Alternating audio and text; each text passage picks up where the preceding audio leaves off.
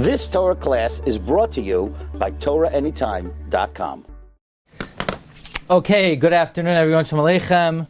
We're continuing the Orchos Chaim of the Rosh. We're up to Ois Kuf Chaf Hey 125. Al tisatzel levakish chachma. Do not be lazy from seeking out wisdom. Now, it's not only talking about Torah, any wisdom. Don't be lazy from seeking out wisdom. Uli yaser es chavercha b'seisar. And from reprimanding your friend secretly. V'derech kavod, and in an honorable way. So, the Rosh seems to be saying two unrelated points. Don't be lazy from seeking out wisdom, and don't be lazy from reprimanding your friend secretly and in an honorable way. So let's examine one thing at a time. What does it mean, don't be lazy from seeking chachma? In Masechta Sanhedrin on Hey Amud Beis, Rav Goldberg quotes that Rav said, 18 months I hung around shepherds to know what is a mum kavua and what is a mum oiver. What is a set mum and what is a mum that passes. Now, is this really a Torah? It is, because a mum oiver and a mum kavua makes a difference legabe halacha. But here you see the great lengths that the chachamim went, that they spent 18 months of their life in order to pursue chachma. So, from here we see a little bit of a picture of the Mesiras Nefesh that one should have to pursue chachma. The Gemara says in Bava Basra, Daf Kuf Chaf Aleph Amud Aleph, Rabbi Yosi Bar Nasan learned this brisa. He didn't know how to explain it, and he went to Reb Sheshes in Neherda. He couldn't explain it. He went to Mechuzah, and he was able to understand it. So you see that one should never say, well, the walk is too far, it's too difficult, I have a good Magid Shiur, but it's just too much tircha. One should never be lazy from seeking out chachma. Honestly, I look back in my life, and some of my, I guess, most heartening memories are times that I took advantage of opportunities of going to people that I was able to gain from, and these are individuals who are no longer in this world, and it could have been a situation where somebody could have said, yeah, the walk is too far, and in a certain sense, it's something that you stays with you for the rest of your life. It's interesting. The Gemara Brachos of Goldberg says that Rabbi Zera said originally, when I would see the Chachamim, they would run to the drasha.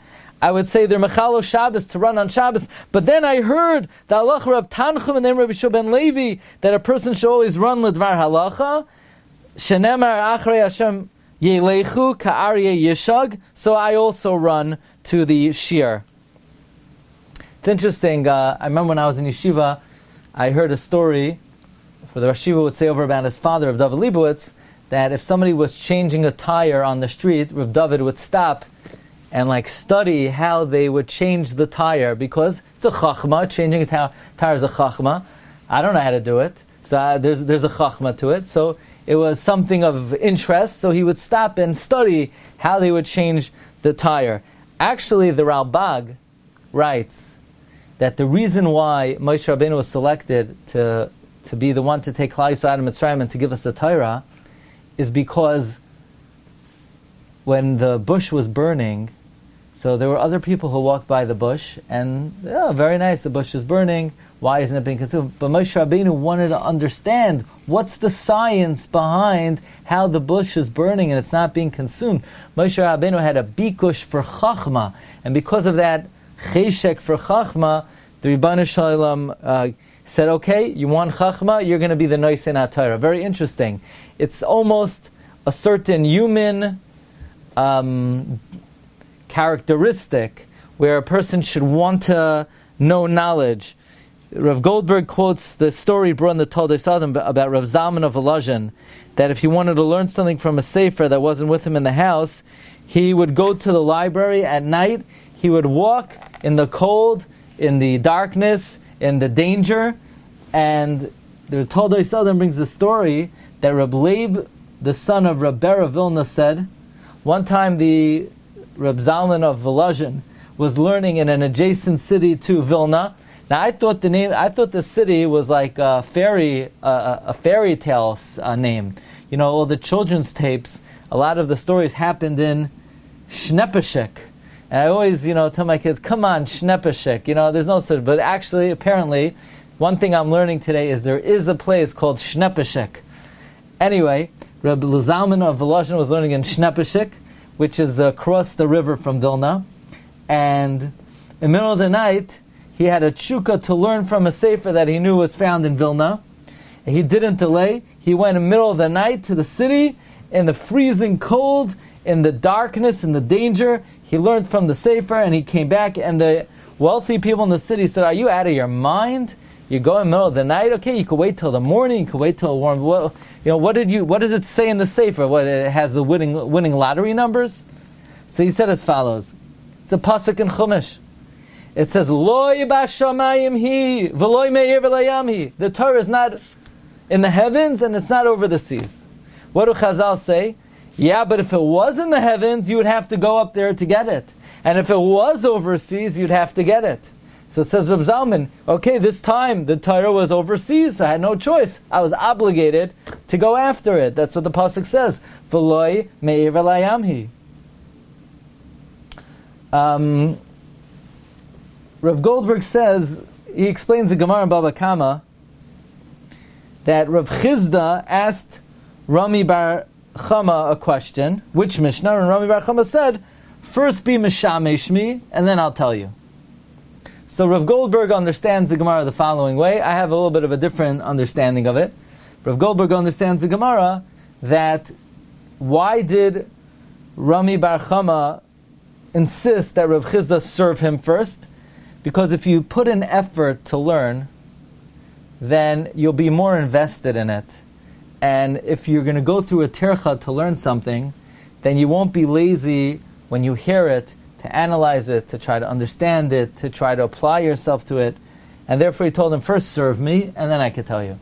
I always understood that Gemara, that many times a chacham says something, and a person has a hard time being mekabelet. They think, I know better. I don't agree with that opinion. I don't agree with that position. I don't agree with that view. Because there's a certain arrogance or independence that doesn't allow the person to be mekabelet. So Reb Chizda said, I'm going to tell you something now, but you're not going to understand this unless you're machnia yourself to me and you accept me as your Rebbe. Once you accept me, then you could accept it. So he says, first serve me, then I could tell you. That's how I would humbly explain the Gemara. Now, what is the connection between don't be lazy to seek out wisdom and reprimand your friend secretly, privately? So Goldberg explains, just like a person should not be lazy from being matriach to achieve chachma, so too you should be amel and bother if you need to reprimand your friend privately, b'derech kavod. Many times, out of laziness, you say, well, I have no other opportunity to tell this person, so I'm going to just tell them right here and now. But if you actually put in the effort, you could tell them in a more discreet manner. So these are two things that require overcoming laziness. Number one, pursuing chachma. Number two, finding a situation that if you need to tell somebody something, and you could do it in a more discreet way where they would be less embarrassed, you need to go out of your way to do that. We know that Yosef HaTzadik was Moiser Nefesh when he told his brothers, Ani Yosef ha'od avichai, he made sure to let everybody leave the room, even though he was basically endangering his life because the brothers could have killed him without his henchmen and his bodyguards. But Yosef did that because he recognized how important it is that if you have to reprimand somebody, you need to do so discreetly. One more idea in terms of reprimanding somebody in the proper way, with the proper respect. In the beginning of Devarim, it says, Havu lachem anoshim chachamim levanim v'yiduim, where the Shla HaKadosh says, don't rebuke a scoffer, but rebuke a chacham and he will love you. Which means the Shla HaKadosh as follows. When you need to rebuke somebody, don't say, you know good for nothing, low life, you need, because if you say that, they're not going to listen to you. Why would they want to listen to you? What you need to do is, you need to tell them, you're such a chacham, you're so esteemed, you're so eminent, this is not becoming of you. That's the meaning of the pasuk when Moshe Rabbeinu reprimanded the Jewish people, Havu lachem anashim chachamim unevainim viduim. While reprimanding the people, he did so in the context of complimenting them. You're chachamim, you're anoshim, you're nevainim, you're well known, and in that context, Moshe Rabbeinu gave them rebuke. Okay, that is Kuf Chaf Hey. Bez Hashem, tomorrow we'll try for Kuf Chavav. Wishing everyone a wonderful night. Kol Tov.